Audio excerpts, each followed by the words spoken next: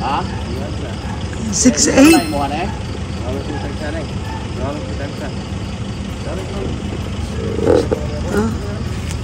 Bugato ni mga kalabaw diri sa Ganlaon, no, mga kagandang buhay, oh.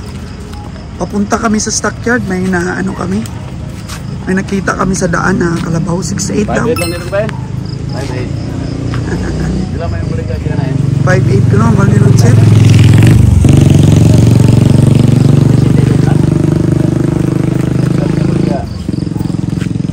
Oh.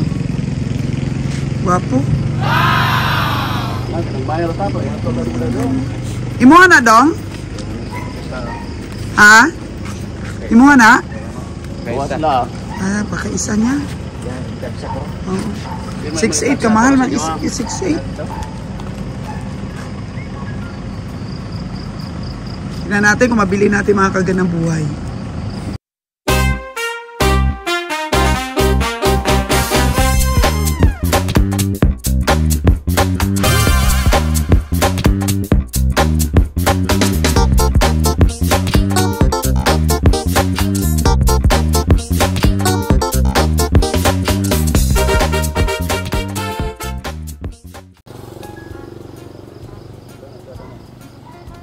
Minsan kasi may mga nabibili kami sa daan pa lang. So time check po natin is 3:30 in the morning. 3:30. So kita namin si Dudong. Pinapalakad ng kalabaw papunta po sa stockyard.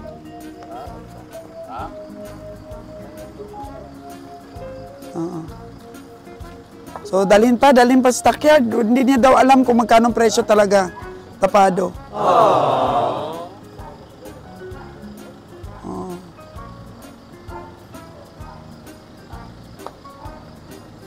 Dalawa daw sila ng pinsan niya. Okay, sabi ni Kabeng Roger, dalhin na lang daw sa stockyard. Pagkatapos, puntahan si Kabeng Roger. Kita niyo mga kagandang buhay, tulak-tulak po para malaman kung sulit ang kalabaw. Pero walang tiyan. Hindi tiyanon. Macho. Way tubig po. Oo. Magkano daw talaga, Jer? 6'6" na daw.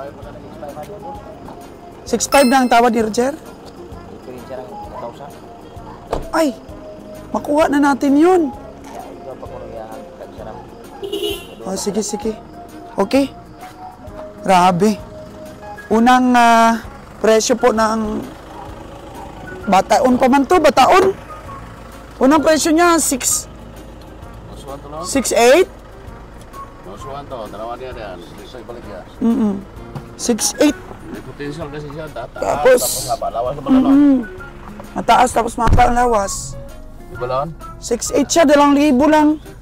6'6" daw. Nalaman ng... 6'5" na ang tawad ni Kabeng Roger. Yan yun. Laki yung karabaw. Parang bata pa man yan, Jer, na kalabaw. Tulog pa ko na yun. Pero di kayo mataas yung tawad mo doon? 6'5" na kaagad? Tawad na yun. Ano yun? Ha? Lansang yun ang 5. Oh? Grabe, oh. Grabe. Tapado kaagad. Grabe tumawad si Kabeng Roger, no? Yung iba nun. Pero ang unang tawad ni Kabiyahe, 58. 10,000 kaagad. Pero 3,000 lang tawad mo, Kabiyahe. Sa'yo naman punta yun. Hindi. Mga tao na ako noon. Pero hindi ako makita. Manago ko sa kotse. Tinawaran agad. Grabe sagad. Agad tawad mo, Kabiyahe. 6'5". Ha? Hindi na mabili doon yun. Hindi ka nagunos dili doon. Mata-mata lang ko, boss. Man itugot. Hindi na. Tama na. Kung itugot, ako magloko. Wow.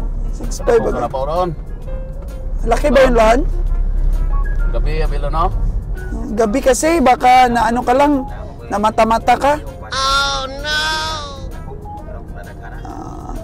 Time check po natin mga kagandang buhay is 3:35. Taon na Mylon. 3:35 in the morning. Papunta po kami sa Canlaon Livestock Auction Market. Okay, tingnan natin. Dito na po tayo. Dito na po tayo. May magayo-ayo na, sumlang-sumlang na. Hanapin ka talaga nun. Okay. Parang wala pa namang ngayop, oh. Yung stockyard. Hala. Mukhang masyado tayong maaga kabiyahe. Maaga yata kami po. Uy, dito na yung ating katuwang dito. Hawiring. Grabe. Sama ni. 3:35 in the morning. 3:36 na po. Parang wala pang tao dito sa stockyard. Mga kagandang buhay.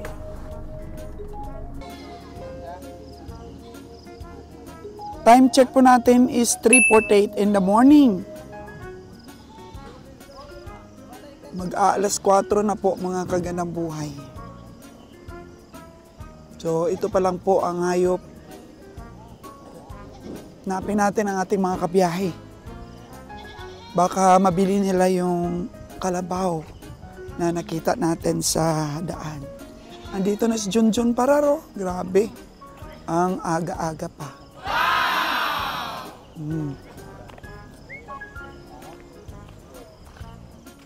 Maagang maaga pa. Oh, may buntag. Maing buntag. Ito na ang mga unang hayop na dumating. Ito po yung entrance. Yan. May baka na tayong nakita dito. Maya lamang po, marami nang darating. Yan. Makaplastar yung mga truck natin kung maaga pa tayo. Punta tayo dito sa may babuyan at kambingan po, mga kaganaboy. Check natin. Kasi meron ding mga subscriber natin na sabi, hindi natin. Feature din natin yung mga kambing. Malaki din itong livestock auction ng Canlaon. Kasi nakasegregate na siya. May kambing section at saka may babuyan section.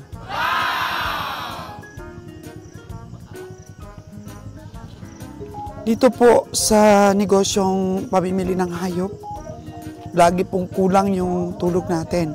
Kaya dapat masanay po yung katawan natin na idlip-idlip sa araw. Yun na, nagtatransaksyon na sila sa kambing. Doon naman po banda yung babuyan. Doon naman sa baba. Sa baba. Okay. Okay kaayo. Wala pa po. Wala pa. Good morning! Parang pinagkakaguluhan yun yung dalawang kambing, ha? Oo. Tinawaran namin. Magkano tawad nyo? 9,000. Para sa dalawa? Atubang ring madam para 9,000 para sa dalawa, oh. Ilan sila pong gustong bumili? Dami nila. So ito pala yung mga buhay na manong dumating. Kayo may-ari dong? Wow, mag-asawa sila, partner talaga. Partner sa pag-alaga, partner din sa pagbenta. Magkano ba gusto mong presyo nung ay? Oh, just imedya. 9,000 kay madam. Antog-antog mo rin, madam? Oh, antog-antog ni madam, oh. Pero siya yata ang gustong bumili dan. Siya? Yung gaydor sa Maynila. Ay, laging panalo yan. Mga bedor sa kasi meron silang mga kiliti eh. Meron silang mga pamatay na kiliti sa mga farmers. Wow! Dapat ang tawad niya, tamang-tama na. Oo. Pangbiyahe na rin. Magkano tawad niya? 9,000 nga. Oh, pareho kayo 9,000. Dalawa kayo nagbibid. Isa lang ang tawad. 9,000 po.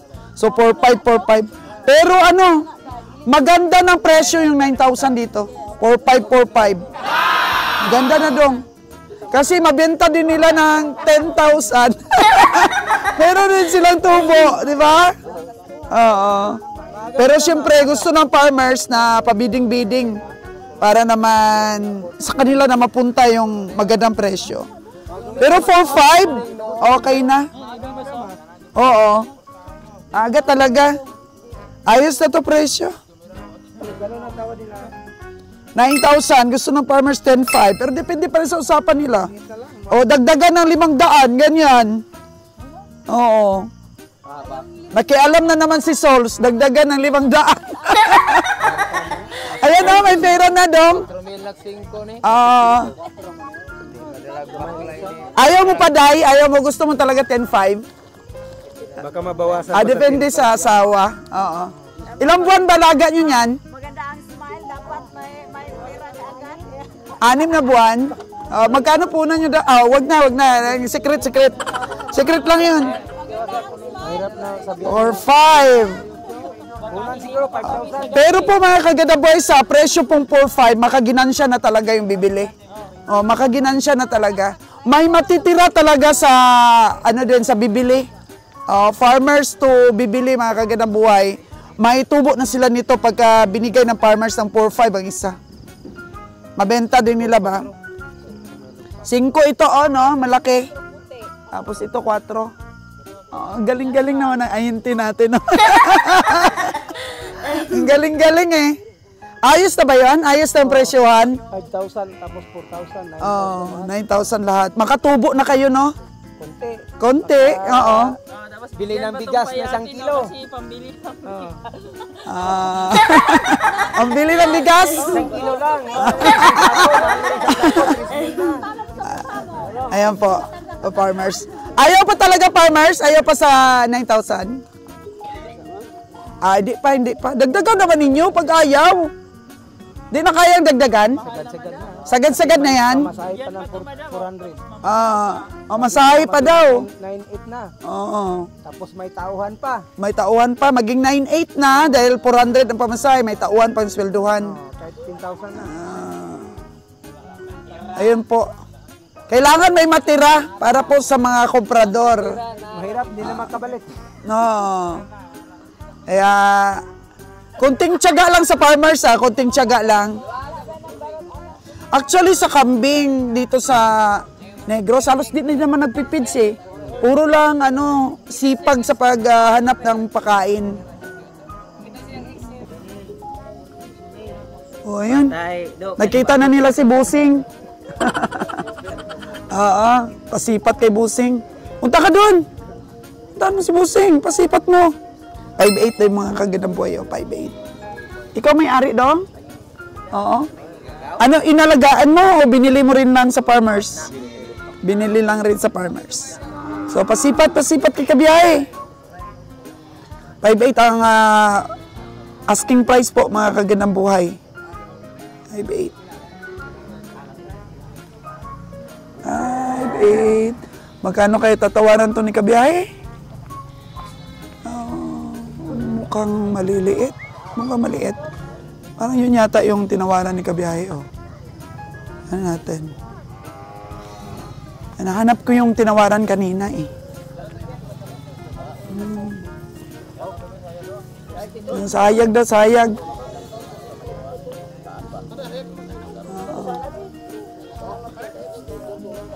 Yan ba yung nakita namin sa daan kanina, Dong? Ayan ang nakita namin sa daan. Isipating mabuti ng kabiyahe. Kung hindi ba siya na mata-mata kanina sa tawad niya. Ikaw ba'y kasamahan nung naguyod? Sa kabalo ang naguyod. Kung pilay balik niya. Oo. Pero kausap na ni kabiyahe. Yung may-ari. Sino may-ari, Jair? Si boss? Hello, boss. Mayong aga. Oo. Ano mo yung hawak kanina? Guyod. Guyod na to. Taguyod lang to. So, magkano talaga presyo niyan, boss? 6,500 kung ligya daw. Gani, 6,500 gani. Napay bawas, ana? Bawas pa? Pag-usapan yun ni Kabayang Roger kasi desidido naman niyang bumili talaga. Basta sa tingin niya, makaginansya din kami. Ikaw nagkalaga? Binili niya yan. Binili lang? Binili yan. Tapos tubuan. Binili niya 5'5". Alam ni Kabiyaya. Ah.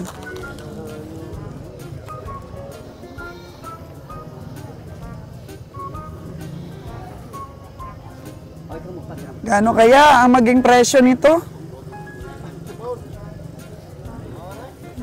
Medyo mataas na klaseng kalabaw, bata pa. May ilalaki pa itong kalabaw na to, Jer. Parang palo, no? Ha? Hindi yan palo. Pero maganda ang ano niya, katawan. Ubin pa. Bata pa.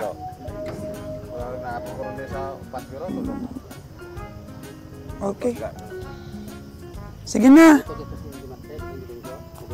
5-5 lang pala bili ng ano nito, ahinte.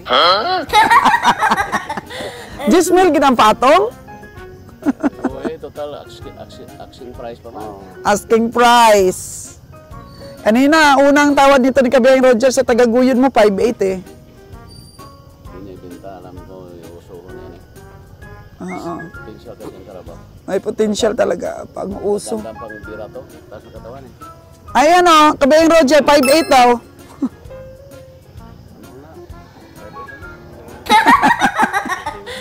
Perde gani. Oh, 6-4 lang, 6-4. Pila ka? Nagkano mo lang? Gila, sama mo na. Ayun na. 6-3. Ano bang kita? Dos lang para Oh, kita mo na busing oh. 6-3 mo, 6-3. Libre lang na. Kasi ako nalagaan ro, barado to. Oh, barado ya. Hindi ko mabakal na karon 6-3, di ba 1,000 man ko. Oh, wala na. Ay, Gani. mo riktada. Para aga pa. Sige, kita boss. Damo na. Okay. Ito na sa ito to.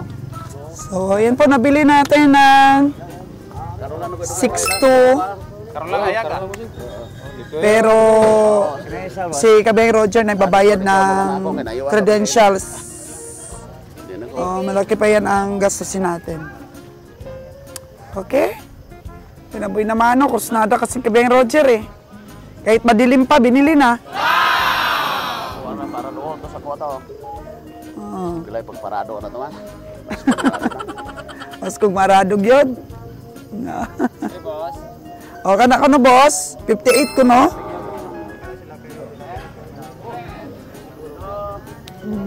Ayo ko di mo migo ba, wala na migo. Correct. 5'8 nga daw.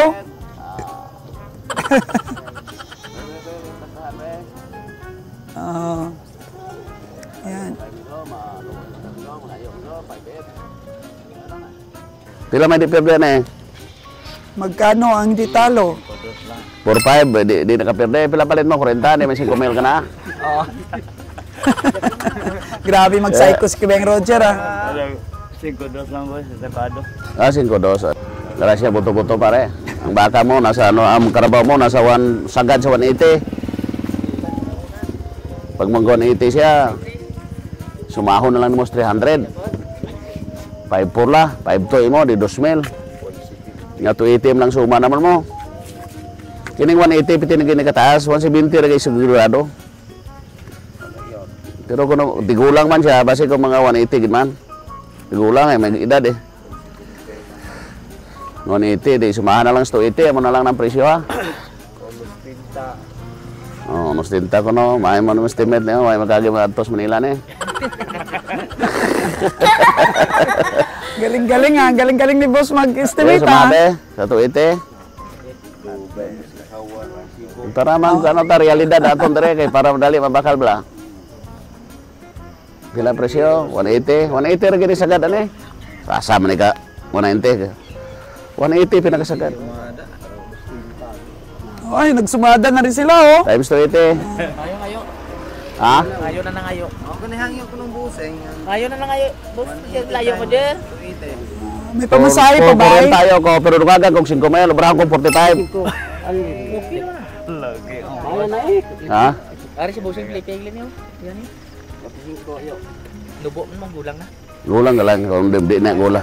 Kung di gulang asa man kung pakag 45 ani. Mabigat ang buto-buto niyan. Boss. Oo. Boss o kayo. Ano? Sa tinood lang yun. Kado ba sa? Pila? Pinta na.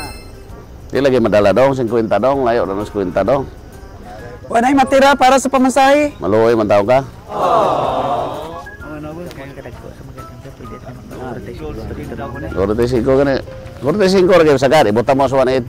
Sa 180. 180. Pila rin buton. Di mo masahe lang bisang 4 mil. Ay gastusan mo pa mo.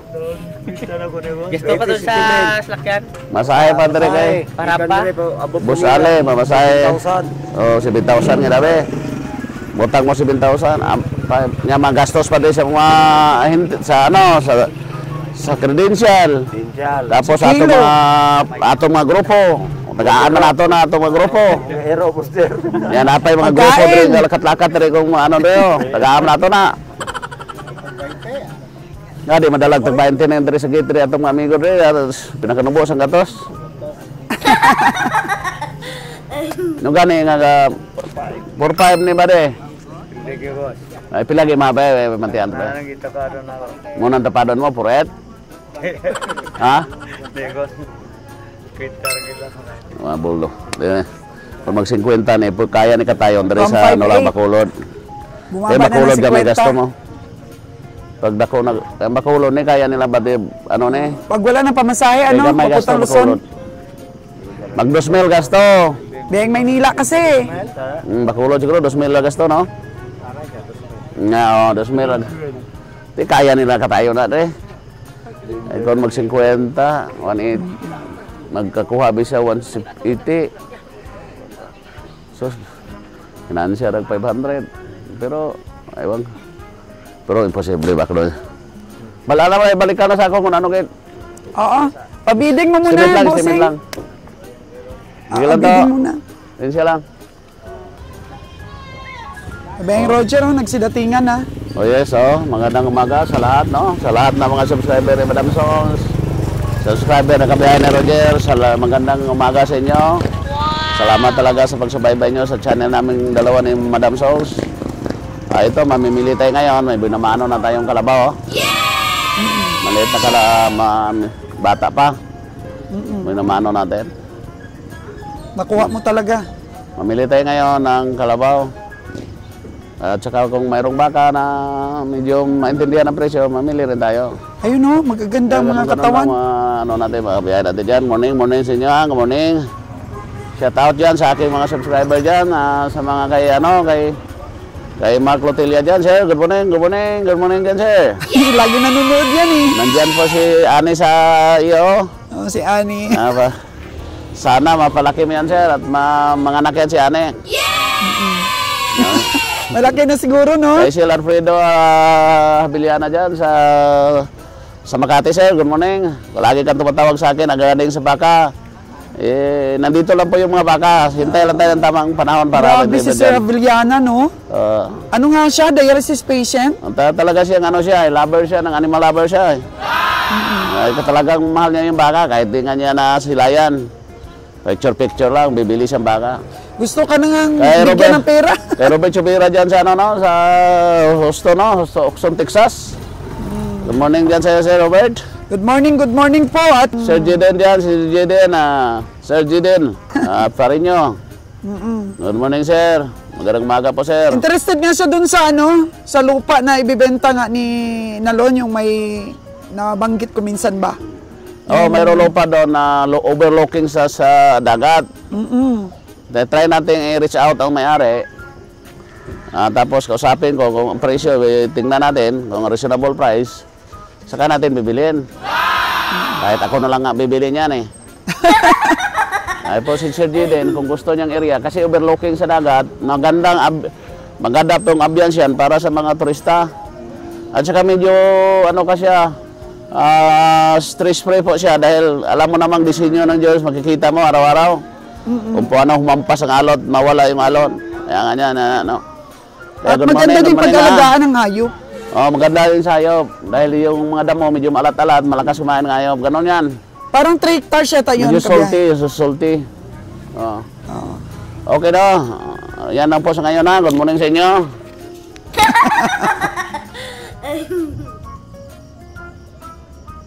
Maliwalas po ang kalangitan, no? Makikita natin yung bulkang Kanlaon. Maliwalas, oh. Siguro mainit mamaya, hindi maulan. Ang buwan na tanglaw natin. Maliwanag ang kalangitan. So, sana nga wag umulan mga kagandang buhay kasi after this, diretso po kami ng Bakong. Kasi dito po sa Kanlaon Livestock Auction, yun nga, dumating kami kanina. Alas 3:30 ang dating namin. Doon, nag-uumpisa na ang auction.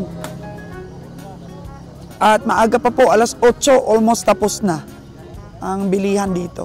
Maaga po ang bilihan dito sa Kanlaon Livestock Auction Market.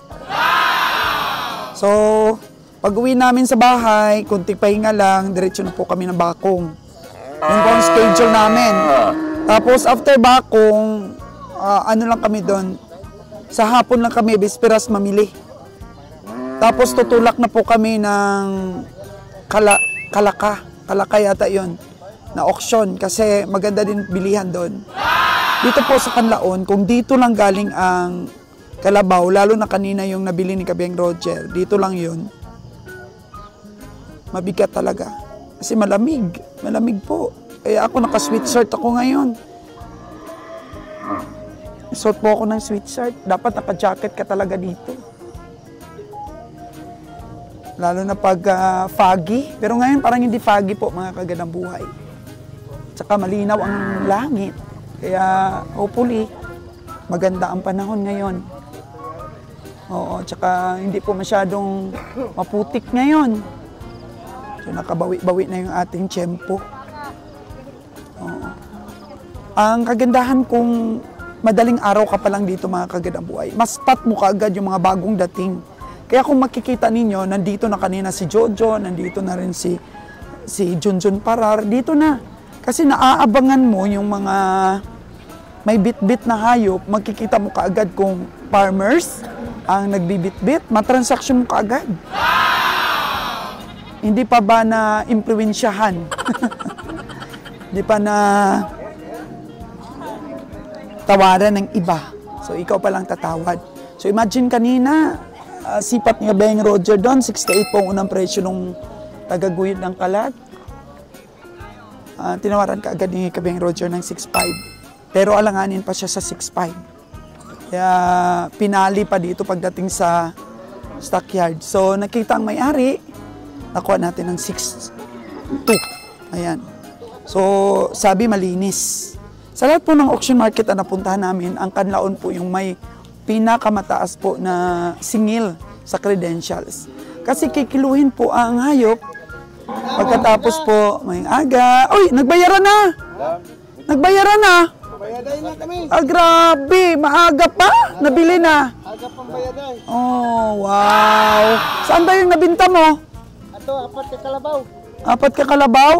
Wow! Grabe! Magkano lahat? 227. 227, 4 na kalabaw. Ito po mga kaganaboy.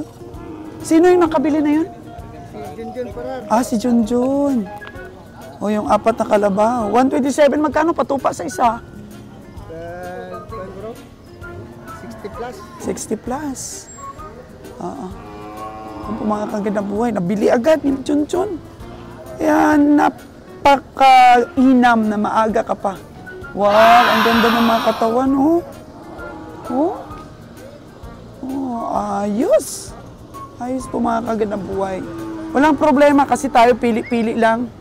Small time lang tayo mga kagandang buhay, hindi po mabilis ang biyahe natin. So, balik tayo doon sa pinag-usapan natin kanina. Ang Kanlaon po, ang may pinakamahal na binabayaran namin sa mga papeles, credential ng hayop. Kasi kikiluhin po yung ating hayop. Halimbawa, kumilo po ang hayop natin ng 500 kilos times 50 cents. So, 250 pesos kaagad sa kilo pa lang yung babayaran natin. Plus yung, ownership. Plus yung transfer. Kasi minsan kagaya nun, sabihin na taga-benta, malinis boss, malinis. Halimbawa, 62,000 yung bili, tapos sabihin ng may-ari, malinis boss, Ibig sabihin, ikaw na lahat mag-cover nun. Ikaw na lahat babayad din sa credentials. Dito sa kusina. Mga kagandang buhay. Tapos, syempre, patong mo pa doon yung gastos papunta ng stockyard. Kaya dapat medyo makarami-rami ka ng bili para mahati mo. Diba? Makasampu ka, di, mas liliit. Pero minsan may mga stockyard na ang layo na pinupuntahan namin. Tig-3 lang piraso. So, papatong namin yung mga expenses noon, mga kagandang buhay. Kasi magkaiba po yung expenses sa pamimili pa lang. Patong na natin yan lahat sa kapital ng hayop. Yun.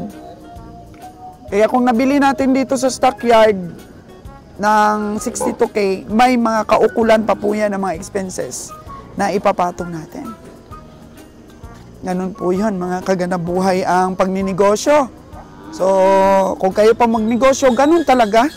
Kahit sa ano pa man, kahit nga mag-purchase ako ng bigas, kung ano po yung mga expenses niyan, patawid sa Boracay, mga binabayaran natin, ang kabilang lahat yan. Kasi yan po ang start-up capital ng iyong paninda. Tsaka kapapatong ng presyo na sa store. O kung halimbawa, 100 ang bracket mo dun sa store na kailangan sa retail, o 100. Tapos adjust ka sa wholesale, mga kagandang buhay. Ganun po dapat may ano ka. Pag sa bigas naman kasi parang goma-goma po yung presyo. Kailangan tingnan mo rin yung competitors mo. Kung magkano ang presyuhan sa market. O, Kabeng Roger, tingnan niya. Si Junjun ang... Jun! Marami ka na kaagad nabili ha. May 4 na yun. Isang may-ari lang. O, sikat ka talaga sa aking mga vlogs, John. Ang dami nang na-amaze sa'yo. Grabe. Kamusta lang ako nakalagay kay Tito Roger ah? Oh, sino ba yung Roger natin? Diyan si Tito Roger lang. Kasi ito mga jolly po na taga-pamilya natin, no? Di ba? Kailangan mga negosyante laging nakangiti, mga kagandang buhay. Tapos, respetuhan lang. Oo.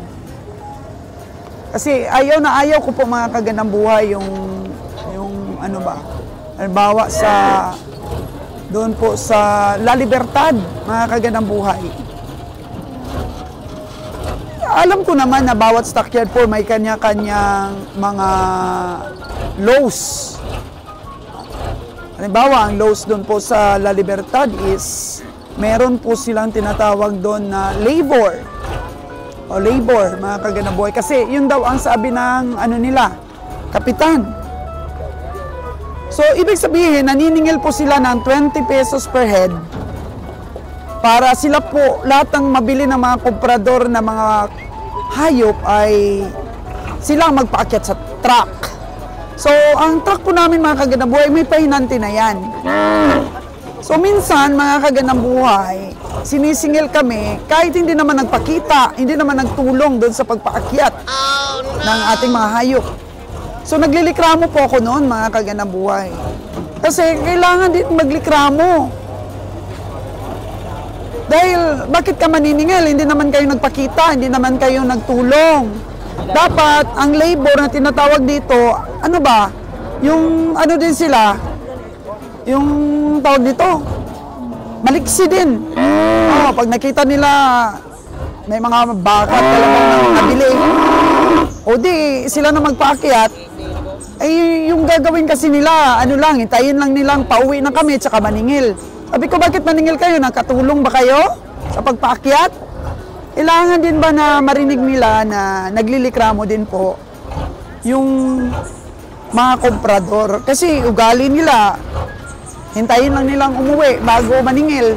O 20 per head. Ay kung may mabili kaming 20, di 400 na yon. Ayahay yung buhay nila. Hindi man lang sila tumulong. Minsan din nakita ko, marami kaming nabili, pinapaakyat na sa second daycare. Ay, ayaw ngang tumulong eh, paakyat sa second daycare. Tapos pagkatapos naming maayos yung mga ano namin, hayop, maniningil na sila, 20 per head. Oh, no! Dapat, kasi yun daw ang ano nila, ang patakaran nila sa stockyard na yun. Oh, tapos magagalit pag hindi kami nagbayad. Dapat din, fair ba mga kagandang buhay? Fair. It's a fair. Oo. Maningil ka, masaya kami magbayad sa'yo kung nakita namin na tumulong ka talaga. Kasi kami, sumusunod kami sa patakaran, pero hindi naman ibig sabihin nun na hindi na kami maglilikramo. Oo. Kaya sabihin nila kaagad pagka nagalit ka o kapag naglikramo ka, ano ka na, masama ng ugali mo. Hindi ganun, mga kaganaboy. Dapat fair. Maririnig mo rin yung mga likramo ng mga komprador.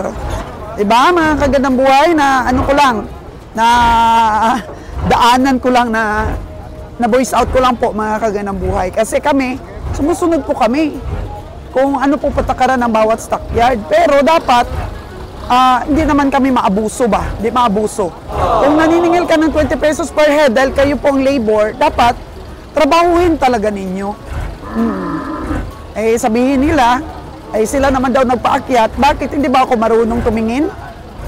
Na hindi talaga kayo tumulong? At mga tao ko lang ang gumawa? O, di ba? Okay, enough po that, mga kagandang buhay. Thank you so much. Kasi ganun talaga tayo. Kailangan din natin ipaabot yung mga saloobin natin.